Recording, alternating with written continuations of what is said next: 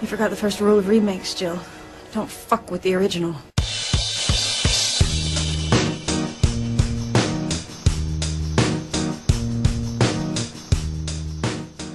Hey everybody, welcome to another episode of Don't F with the Original. I'm Frank, librarian and very occasional, two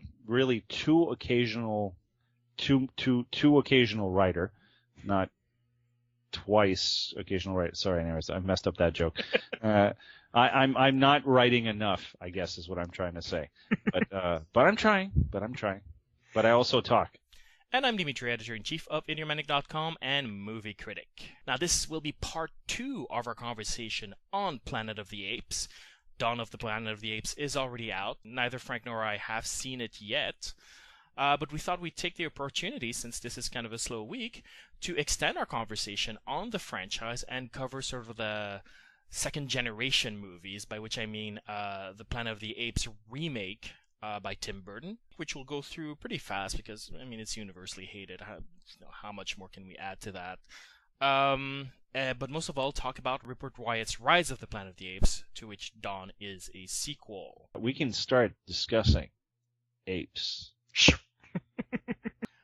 All right, the Tim Burton one. This is a 2001 movie? Yes, 2001.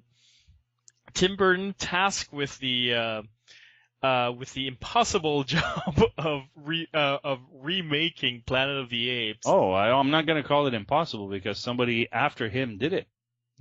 Well, we'll talk about whether or not that's a straight remake. But okay. So what he did, I think, is try to stay closer to the source material, which is a huge mistake. Yeah. In tones, you have a much more similar protagonist who's a little bit lacking in personality. He's a little bit more... A little bit. Like, I hate to say it, like, the Charlton Heston character was arrogant, but there was a measure of he was somewhat endearing in a strange way. Yeah. Whereas the Mark Wahlberg guy, I mean, I remember, like, that one scene where he pulls out, like, he identifies himself, and it's, such and such United States Air Force, and he's obviously he's got a gun in his hand, and he's like, oh my god, like that's kind of cool. Of course, I saw that in the preview. You sit down and watch the movie, and you're like, oh my god, this guy isn't really, Charlton Heston was smart, he was clever, he was he had knowledge of numerous fields. Like Mark Wahlberg just sits there and just runs around and screams and occasionally fires a gun, but I don't know. I mean, he's generic in the way an action hero in a serial is generic, Yeah. Yeah, definitely. And that's a big problem in 2001. You watch this and there's nothing to hold on to. I don't care. And yet they start exploring, the ape relationships a little bit more. And of course, Charlton Heston, great cameo, and, damned them all to hell. Ha ha ha. Reprises his line. And Tim Roth. It's Tim Roth, isn't it? Yes, it is Tim Roth. Oh my god. As the overall, like the general, like, oh my god. Very goofy, somewhat interesting, but goofy. Like I couldn't quite decide what his performance was like. It's compelling. This is what I'll say. It's the whole movie is so all over the place in tone, and so is his performance as a result. But he's the one character I gravitated towards because there's something amusing about his villainy and it's funny. Tim Roth almost played this character as if he was evolving, like going through the stages of evolving intelligence and becoming just more and more cruel as a result of it. And maybe that was the message they were going through, as in evolution leads to cruelty. I don't know, because this movie makes no sense to me. But well, I mean, Bonham Carter is like, anyways, maybe not one of her greatest roles. I think the makeup was very good. She doesn't get any credit for that, right? Paul Giamatti, they were unrecognizable, and yet it was just a weird movie, but it is a movie, I hate to say, which really lives and dies by the ending.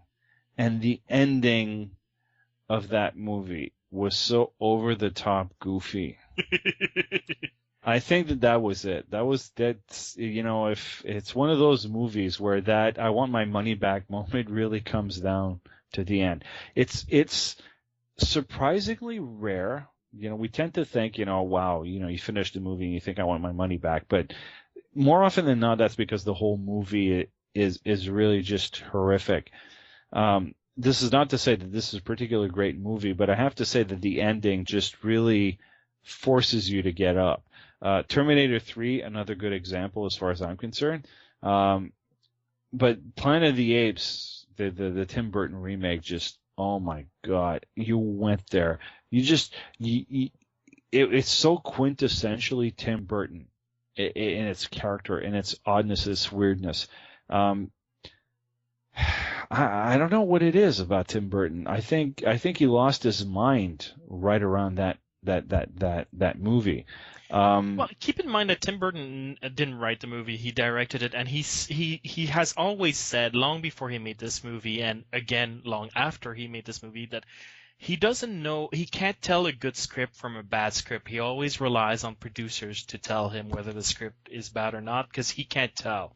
He's always said, like, when I see a script, all I see is opportunities for visual and storytelling and various things that I can throw in there visually. I can't tell a good story from a bad story.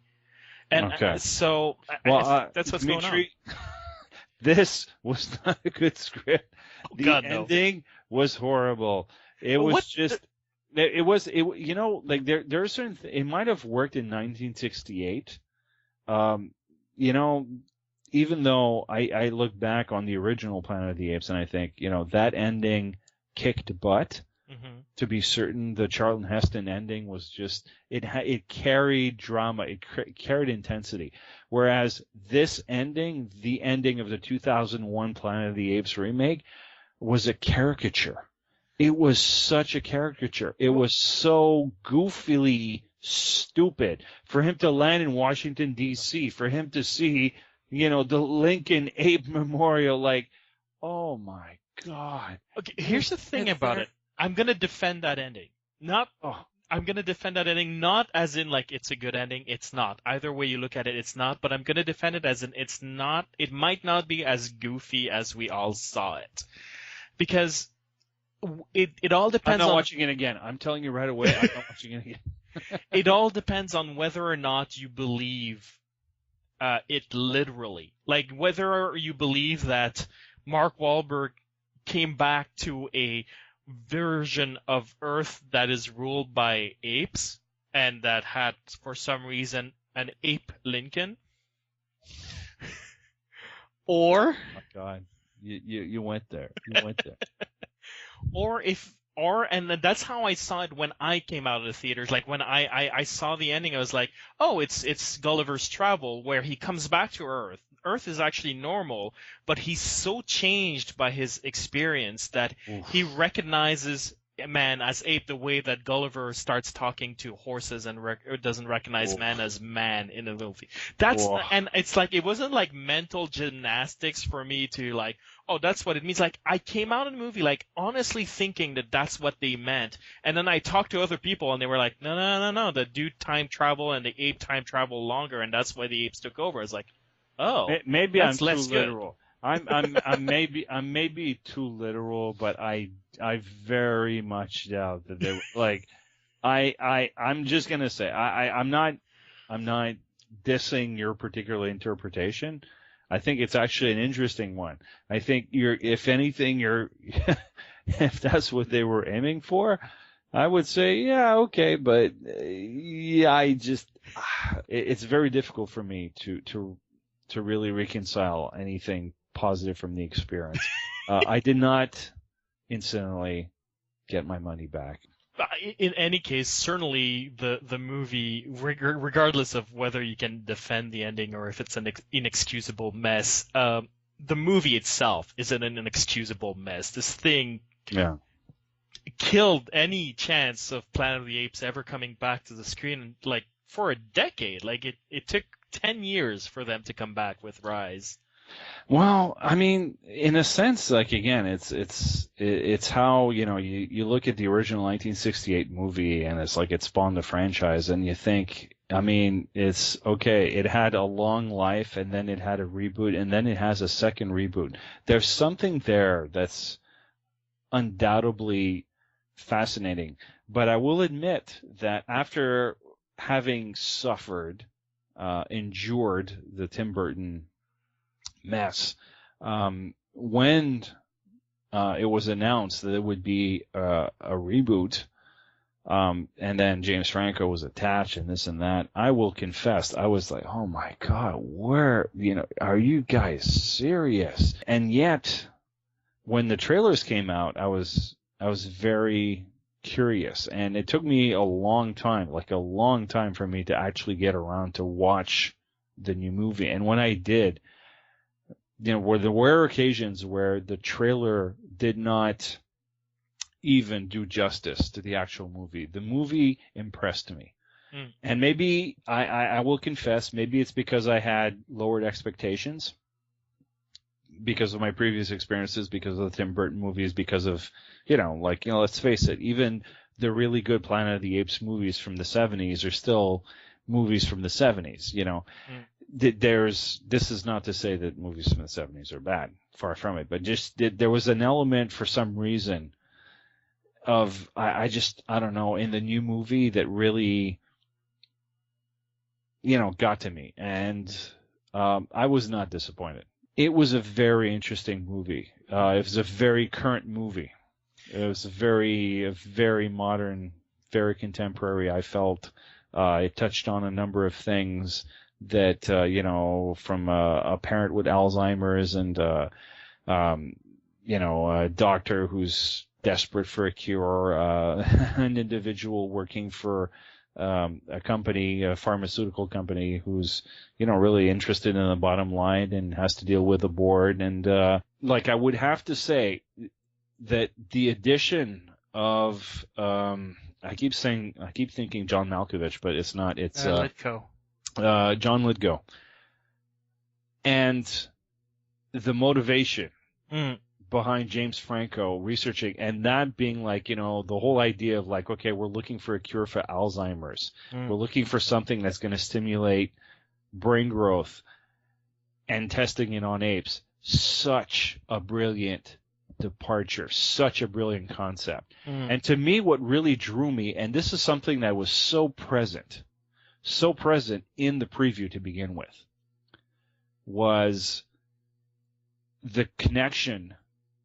On one hand, the disconnect between James Franco's character and Caesar, and then the connection with Caesar and John Lithgow's character, the father, and, him naming him. And then, of course, the wink to the original movies with Caesar being, named as the child of Zira and Cornelius in the original movies, the originator. It's a very interesting movie. I agree. It's complex. For those of you who don't know, Rise of the Planet of the Apes is essentially positions itself as either a reboot or a prequel to the original Planet of the Apes. If the movie hadn't been successful, it would have worked just fine as a prequel to the 1968 Planet of the Apes. It doesn't contradict anything in that movie specifically. It throws several nods to the space mission that launches Charlton Heston into the future. Very much so.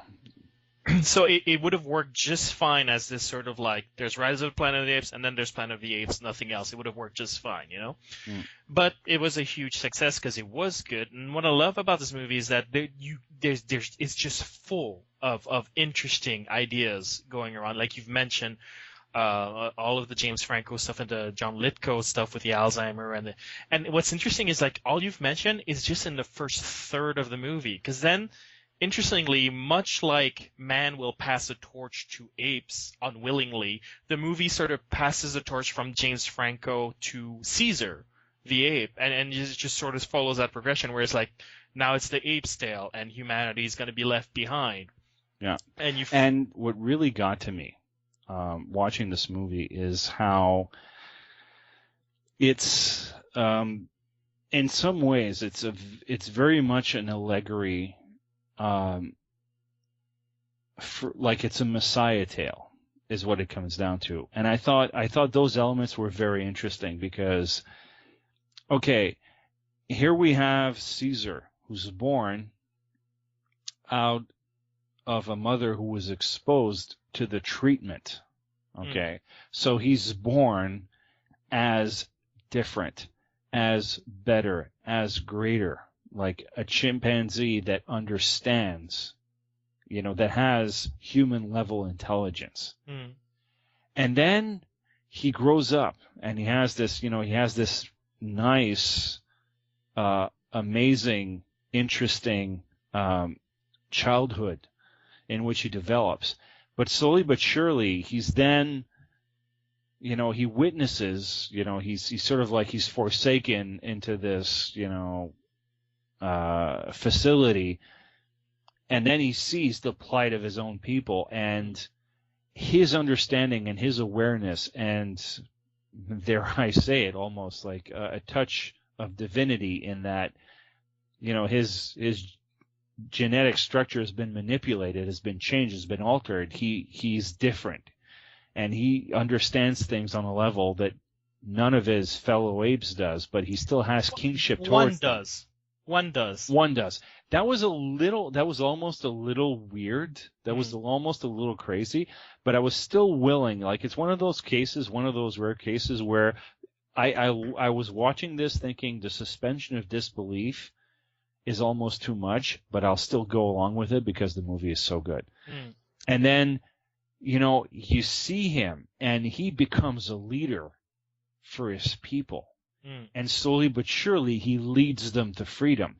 And what I found very interesting as well, this has been echoed in the earlier Planet of the Apes movies, but I felt that it's particularly showcased in this reboot or sequel or prequel, whatever you want to call it, the notion that Caesar is completely opposed to the idea of killing.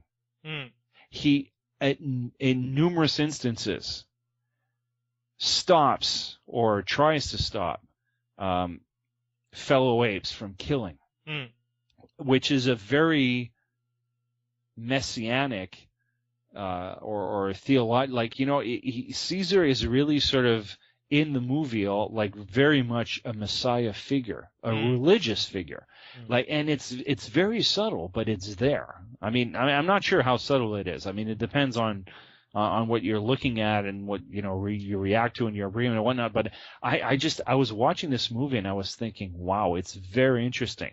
It was very interesting how, like, the way they played it. And, again, his sheltered upbringing, and then he's thrust into this situation. And, even in the end, spoiler alert, he pauses and, he embraces James Franco, in the end, and there's this notion of love, even though there's a gulf separating them. Well, the duty is what's separating them. Caesar has taken upon himself to, like you say, a messianic role to save his people. But Caesar's also understanding that he just can't be around James Franco anymore. Like, he stands as his equal on one hand, but the fact that he becomes the leader of the apes also means that he completely has to leave the humans behind. Yeah. And James Franco being like, and it's so interesting in that, like, the first time I saw it, I made the mistake of thinking the movie was over before it was over and not watching the screen. So I didn't know that the virus had spread. And then on a subsequent viewing, I discovered that, yes, in fact, interesting. Very important coda to the entire story. A very scary one. Yeah. A very contemporary one, to be honest. What I do love about Rise of the Planet of the Apes is Caesar, the character. You get to know him, and you're right, he does take on that sort of inhuman role, that sort of godly role, but he is portrayed in such a grounded way that you can follow him, you can believe in him. Even though he's an ape, you believe in him as a legitimate character. I love the bit when he's stuck in the sort of like The attic ape retreat or thing, the like the zoo thing? facility. Yeah, the ape facility, being mistreated and knowing that the apes are going to be mistreated, and James Franco comes and has found a way to free him from that. And he was like, "Oh, come on, you can come home." And Caesar has to Refuses. refuse and Make has a to. choice. Yeah, he has to make a choice. He has to push him away because he's chosen the duty to save his people. But what I love about it is that he takes a pause. That it is not an easy decision for him. That like the way the movie takes the time to not just like move from one plot beat to the other, but gives Caesar the opportunity to hesitate and find that decision painful for him. And I thought that's such a great moment. You know? Well, what's also very interesting is that the concept of the Planet of the Apes. Okay, well, it's really it's a bizarre world, right? The humans are ultimately, the beasts of burden, and the apes have taken over, and you're confronted with that, and you're sort of you're looking at this, and it sort of it hits you on a certain level. What I find interesting about Rise of the Planet of the Apes is that it really delves into, Caesar's not only the messianic figure, he's the hero figure. Mm-hmm.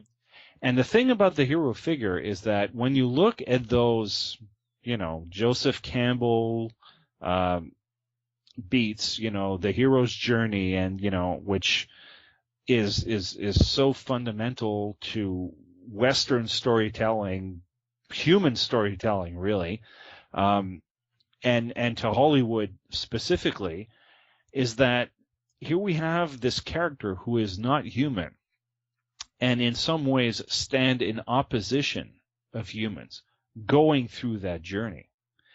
And that's very interesting because, at the end, in a way, if you truly hold to your species allegiance, which, let's face it, any species must, and yet we're constantly, exposed to this conflict. In many ways, we're sympathetic towards apes in general, and Caesar in particular. James Franco is. And Caesar is a member of that family, and Caesar is beloved by the father, whom James Franco, there's a strong family link that's there.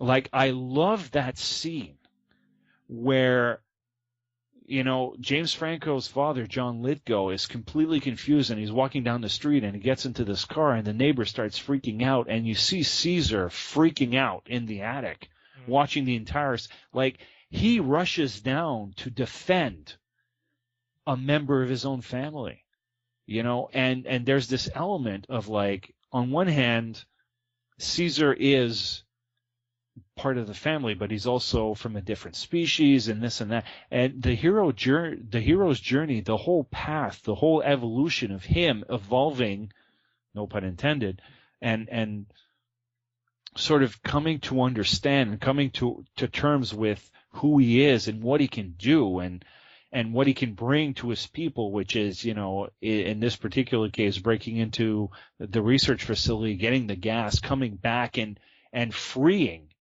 his people, giving them intelligence, allowing them to become as intelligent as he is. On one hand, you're watching this and you're thinking, there's a really interesting element to the fact that I'm watching this and I'm thinking, as a human, this is kind of a bad thing for my species, and yet I sympathize and I understand this character, and were I to be in his place, would do the exact same thing.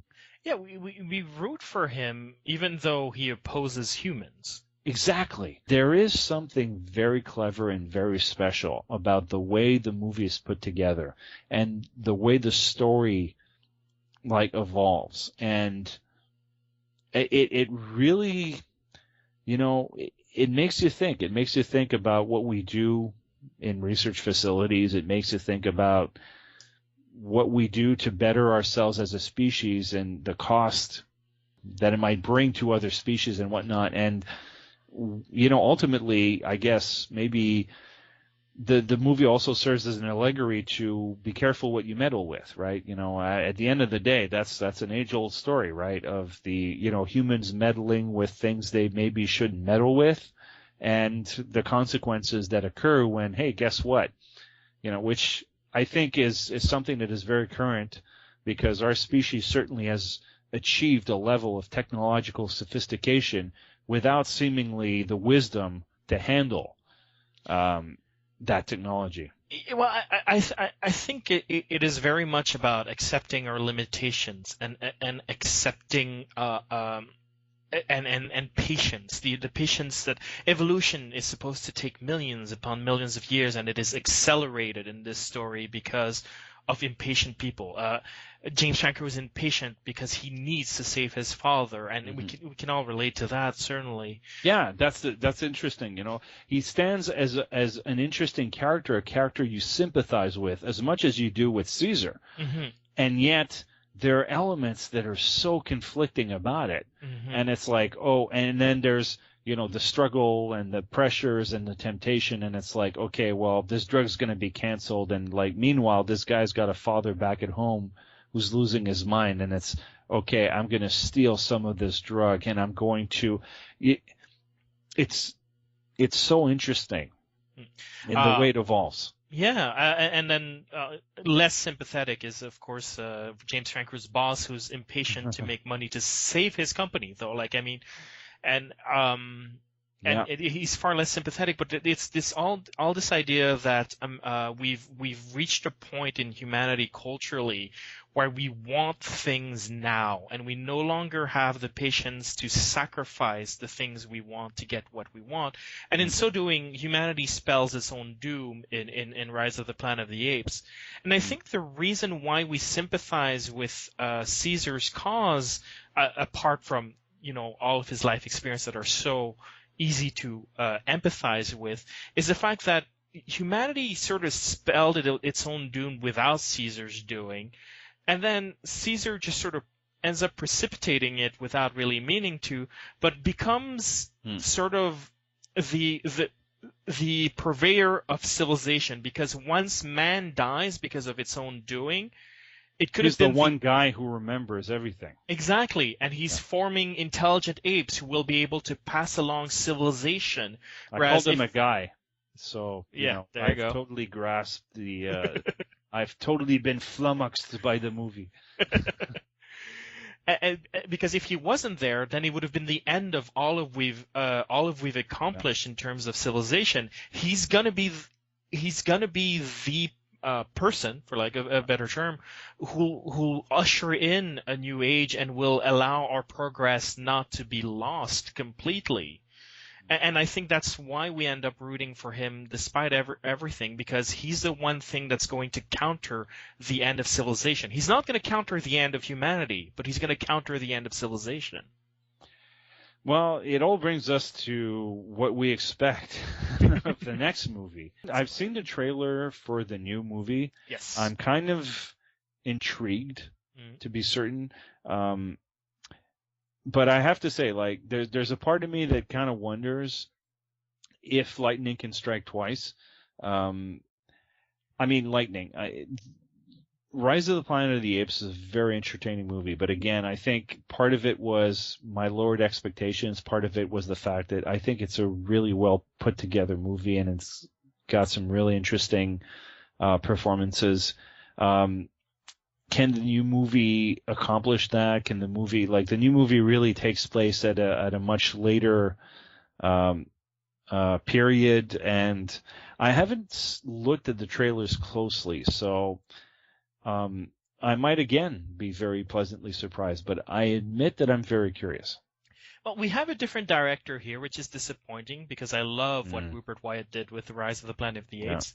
On the upside, though, we have the same screenwriters, which is, for me, a good sign, because Rise had a spectacular screenplay, I find. Very daring, very human, and very complex. And very quick. Like, it was very, very, I don't know, like, it it didn't bother, like it set up its pieces on the board very quickly and never dallied. I thought it was a very well put together script. No, I agree. I'm actually really hopeful about this. I think it's the franchise has been in good hands. I think if we're if the screenwriters are still there, we have producers who are very much concerned with keeping the vision of their first rebooted movie, and I think it's the right vision to take. So I'm interested in following Caesar's progression Adventures. as a character. Yeah, as he walks through the Shire. No, wait. That's And I like that they've abandoned James Franco and Frida Pinto's characters instead of trying to shoehorn them into that. Just let them leave the epic quietly. Yeah, leave the stage exactly quietly. We can imagine the happy ending we want for them, or imagine worse. Who know? We don't have to worry about it. This is becoming Caesar's story, and I like that. Yeah. No, I'm very curious, and I don't know. I'm hoping that that it might deliver some interesting twists, and hopefully, who knows? I mean, I get the feeling that I'm not sure if a third movie's been green lighted, but if it hasn't been, it's very close. Like it has been. Okay, so like it's really It's interesting, like it just in terms of the talent that's brought to the franchise and the fact that there is a will to bring this forward and to bring some decent writing to it all begins with the writing. If you got good writing, you got yourself a good product, a good script, a good movie. Anyway, so here's hoping. Yeah, no, I'm hoping as well. All right, then. If you guys want to share your thoughts on Planet of the Apes, Rise, Conquest, Beneath, Battle. Over, under, below. Yeah, exactly. Upwards, downwards. You can write us at mail@idiomanic.com or post a comment at idiomanic.com. We're also on Facebook. We're also on Twitter. We are also on iTunes. If you could take the time to write us an iTunes review, we would very much appreciate it. It helps us get the support to continue generating content for you guys. Yes, and I will personally respond to every person who posts a comment, even if it is to say good comment. There you have it. I promised to actually say more than just good comment, or I agree, or I disagree. There you have it, folks. We have a challenge. Let's try to overwhelm Frank as much as possible. Whoa! Hang on a second. I got a job, dude, guys. Anyways.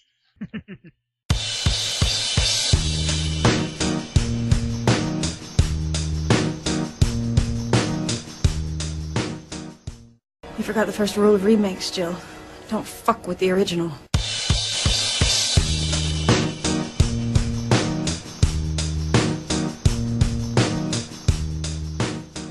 Hey everybody, welcome to another episode of Don't F with the Original. I'm Frank, librarian and very occasional, two occasional writer, not twice occasional writer. Sorry, anyways, I messed up that joke. I'm not writing enough, I guess is what I'm trying to say. But I'm trying. But I also talk. And I'm Dimitri, editor-in-chief of idiomanic.com and movie critic. Now this will be part 2 of our conversation on Planet of the Apes. Dawn of the Planet of the Apes is already out. Neither Frank nor I have seen it yet. But we thought we'd take the opportunity, since this is kind of a slow week, to extend our conversation on the franchise and cover sort of the second generation movies, by which I mean the Planet of the Apes remake by Tim Burton, which we'll go through pretty fast because, I mean, it's universally hated. How much more can we add to that? But most of all, talk about Rupert Wyatt's Rise of the Planet of the Apes, to which Dawn is a sequel. We can start discussing apes. Sure. All right, the Tim Burton one. This is a 2001 movie? Yes, 2001. Tim Burton tasked with the impossible job of remaking Planet of the Apes. Oh, I'm not going to call it impossible because somebody after him did it. Well, we'll talk about whether or not that's a straight remake, but Okay. So what he did, I think, is try to stay closer to the source material, which is a huge mistake. Yeah. In tones, you have a very much more similar protagonist who's a little bit lacking in personality. He's a little bit A more. little bit. Like, I hate to say it, like, the Charlton Heston character was arrogant, but there was a measure of he was somewhat endearing in a Oh, yeah. strange way. Yeah. Whereas the Mark Wahlberg guy, I mean, I remember like that one scene where he pulls out, like, he identifies himself, and it's such and such United States Air Force, and he's you know, obviously he's got a gun in his hand, and he's like, oh my god, like, that's kind of cool.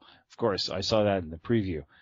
You sit down and watch the movie, and you're like, oh my god, this guy isn't really, you know, Charlton Heston was smart, he was clever, he was he had knowledge of numerous fields. Like, Mark Wahlberg just sits there and just runs around and screams and occasionally fires a gun, but Yeah. I don't know. I mean, Yeah, he's generic in the way an action hero in a serial is generic, you know? Yeah. Yeah, Uh, definitely. And that's a big problem in 2001. You watch this and there's nothing to hold on to. I don't care. And yet they start exploring, you know, the ape relationships a little bit more, and of course Charlton Heston, great cameo, and you know, damned them all to hell. Ha ha ha. You know, reprises his line. Very good. She doesn't get any credit for that, right? Paul Giamatti, they were unrecognizable, and yet it was just a weird movie. But it is a movie, I hate to say, which really lives and dies by the ending. And the ending of that movie was so over-the-top goofy. I think that was it. That's, you know, if it's one of those movies where that I want my money back moment really comes down to the end. It's surprisingly rare. You know, we tend to think, you know, wow, you know, you finish the movie and you think I want my money back, but more often than not, that's because the whole movie is really just horrific. This is not to say that this is a particularly great movie, but I have to say that the ending just really forces you to get up. Terminator 3, another good example as far as I'm concerned. But Planet of the Apes, the Tim Burton remake, just, oh my God, you went there. You know, and Tim Roth, it's Tim Roth, isn't it?